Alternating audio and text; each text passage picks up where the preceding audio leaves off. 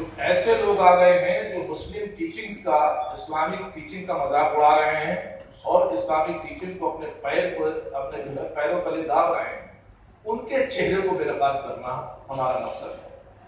देखिए, पिछले 150-200 साल से वहाबी और सल्फी जो मोमेंट है, अब तो आप लोग भी जान गए होंगे, पहले तो उलमा ही जानते थे, आजकल टीवी पे बहुत डिबेट हो रहा है वहाबी और सल्फी तहरीक के ऊपर। आप भी जान लीजिए कि ये वहाबी और सल्फी मूवमेंट है क्या चीज। वहाबी और सल्फी मूवमेंट जो है, ये तकरीबन 200 साल पहले अरब में एक शख्स पैदा हुआ था जिसका नाम था इब्न अब्दुल वहाब नजदी।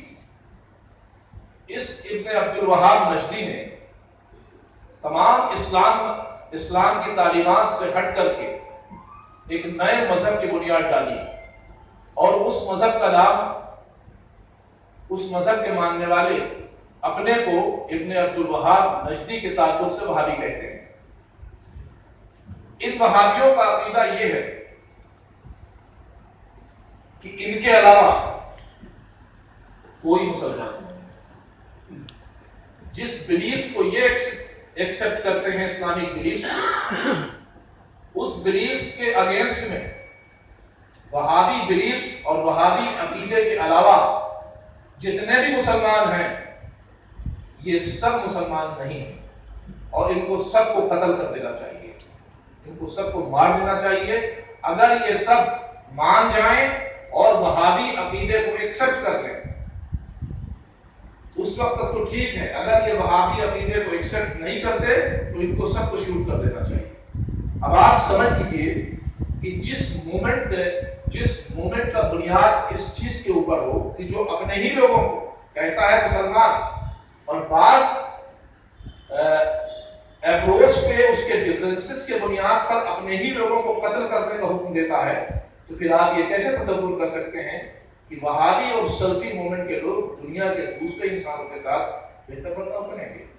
और यही हो रहा है कि पूरी दुनिया में इस वहाबी और सल्फी मूवमेंट में इस्लाम जो एक पीस का मजहब था, एक पीस का मजहब है, मोहब्बत का मजहब है, लोगों के बीच भाईचारगी का मजहब है, पड़ोसियों के हुकूक देने का मजहब है, उसको एक ऐसे मजहब की शक्ल में पूरी दुनिया में इंट्रोड्यूस करा दिया है और करा रहे हैं जैसे कि उसका न पीस से कोई ताल्लुक है, न भाईचारगी से कोई ताल्लुक है, न इंसानियत से कोई ताल्लुक है।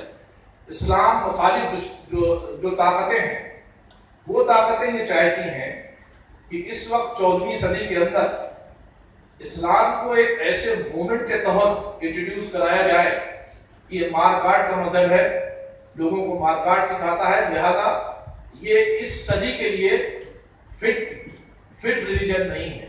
और इस्लाम मुखालिफ जो है ताकतों की इसी तंजीम को, इसी मकसद को आगे ले जाने के लिए उन्होंने वहाबी और सल्फी मूवमेंट को आगे किया है, जो 150-200 सालों से हुआ है, लेकिन अभी 50-60 साल से इसका तशद्दुद बहुत बढ़ गया है।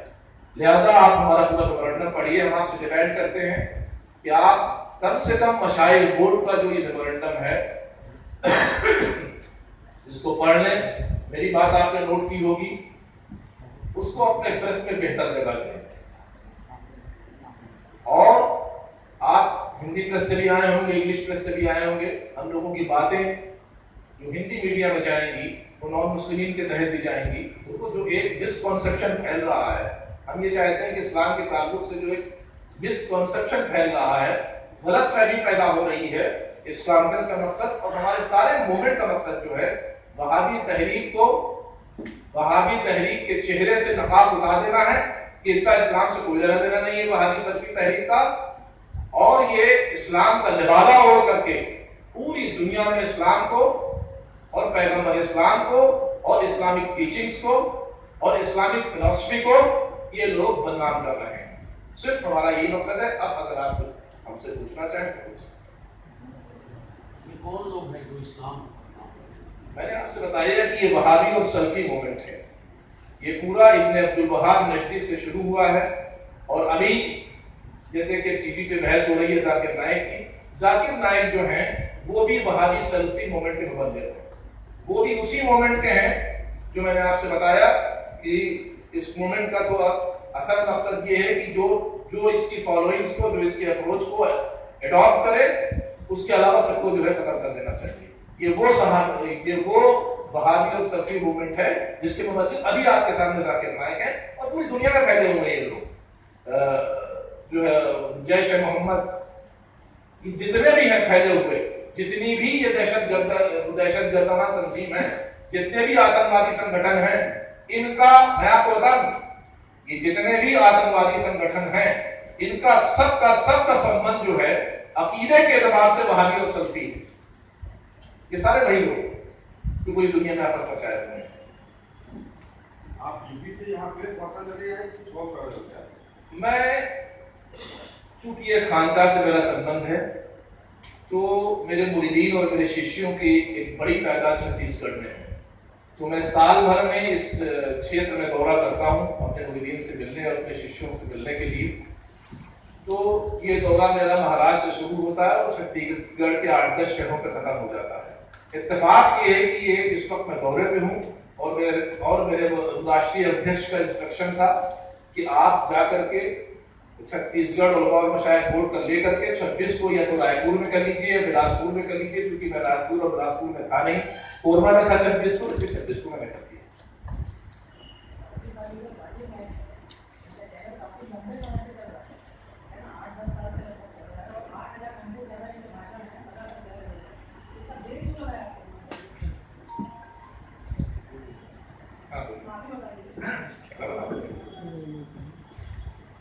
बिल्कुल आपने सही सवाल किया कि ये पीस टीवी का चैनल बहुत जमाने से चल रहा है। देखिए, सबसे बड़ी हमारे साथ जो कमी रही है हमारे अहले सुन्नत के अंदर, ये वहाबियों के अलावा जो अहले सुन्नत का गिरोह है, उसके अंदर सबसे बड़ी कमी, हमारी अपनी कमी ये रही है कि हमारा कोई ऑर्गेनाइजेशन नहीं खड़ा हुआ है और बात हमेशा ऑर्गेनाइजेशन की सुनी जाती है।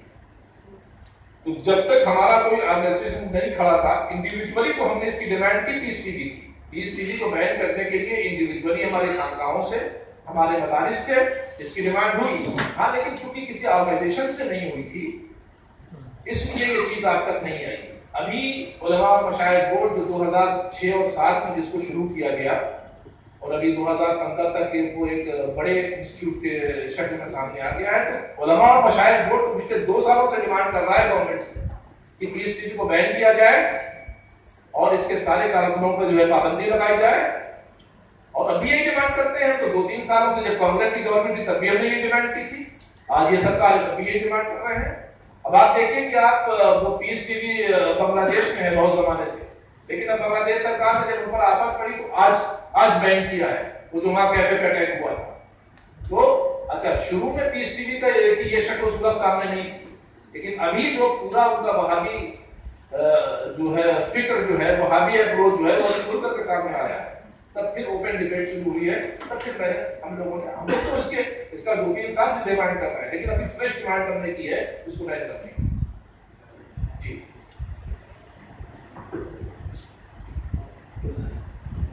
ऑल इंडिया उलमा मशाइख बोर्ड छत्तीसगढ़ का मैं प्रेसिडेंट हूँ मौलाना मोहम्मद अली फारूकी। आज ये शहर रायपुर से मैं आया।